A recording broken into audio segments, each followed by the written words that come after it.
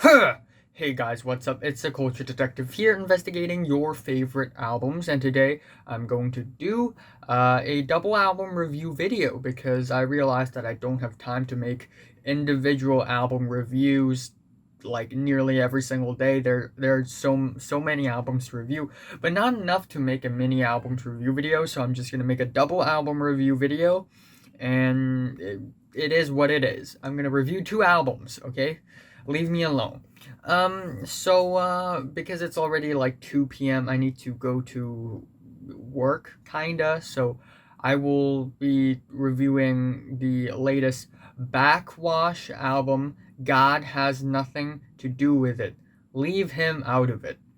And later on, I will review Deerhoof. But right now, let's focus on Backxwash or Backxwash.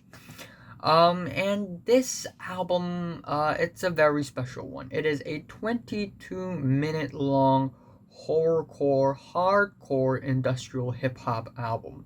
It definitely has a horrorcore element to it. It's very scary, it's very spine chilling, it's full of violent, aggressive, demonic moments here and there.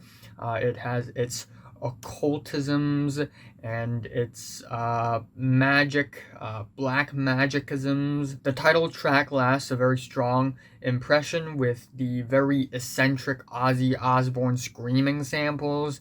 It has a very scary, horrifying bass as well as a very hard trap beat. And then we have the lyrics. Backxwash, she really goes off on this track, screaming, shouting very aggressively and angrily, with lyrics about revenge, popping pills. And there's one of the lines on this track that I kind of like is, when they find me, I'll be. She didn't finish the sentence, but we all know what the word would be. That's pretty cool. And then we have the second track, Black Magic. And similar to the first track, it has a very hard hitting trap beat.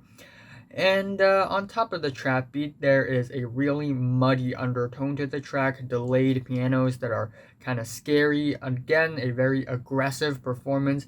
I fuck with black magic, yeah. I fuck with black magic, yeah. And it's about black magic as far as it goes.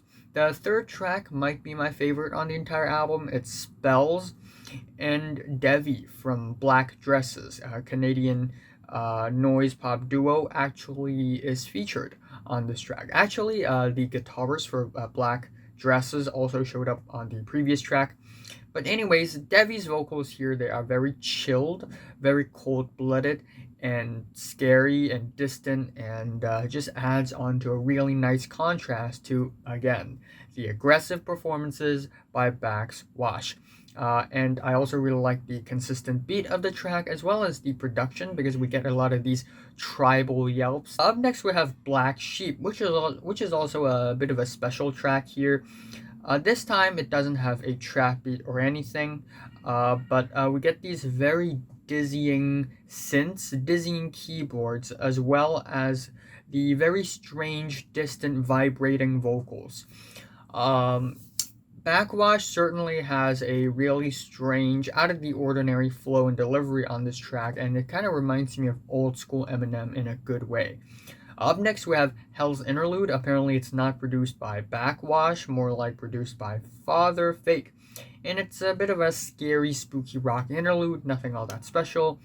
Same goes for the interlude towards the end of the album, Heaven's Interlude, which is basically the scant, noisy interlude produced by Skin, Skin.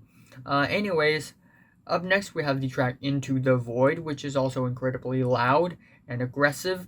This track is about feeling paranoid, and this track is sort of about, the feeling of paranoia. And the feeling of paranoia is translated really well musically with its delayed vocals and the very just concerning wall of industrial noise. Up next, we have Adolescence. Adolescence. And while it's a very short song, I do like the very bold, steady, slow drums, and also the lyrics about, wanting help, needing help. The track Amen is a track that is very religious themed, because it's about how a lot of the pastors and priests are living in rich lifestyles, and especially Backxwash's performance here, her vocals, they are layered in a way it sounds like she's being possessed by a demon of swords, which is a really, really cool sound effect. Again, Heaven's Interlude, not so special. And at the end, we have Redemption, which is a bit of a slow down moment on the album. It's an emotional moment because, Backxwash gets personal, talking about her feelings, being a trans woman, as well as being the kind of person that she is, her style. And the instrumentals are rather melodic, which is different from the rest of the album. And this track does feel softer, but serves as a pretty nice ending to the album.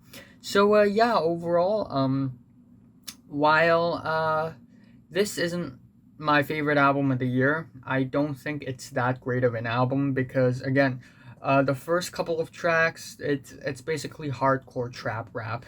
And some moments here and there are just okay, but still in concept, I actually really appreciate the album. I like the horrorcore element of the album, and I think there's a lot of good qualities about the album. So yeah, feeling a strong 7, to a light 8, to a light 8, strong 7 to a light 8 out of 10. I forgot to say what is my favorite song and least favorite. My favorite is Spells. My least favorite is Heaven's Interlude. So have you listened to Backxwash from 1 to 10? How much did you rate it? Like if you like it, and subscribe if you want more, and thanks for watching.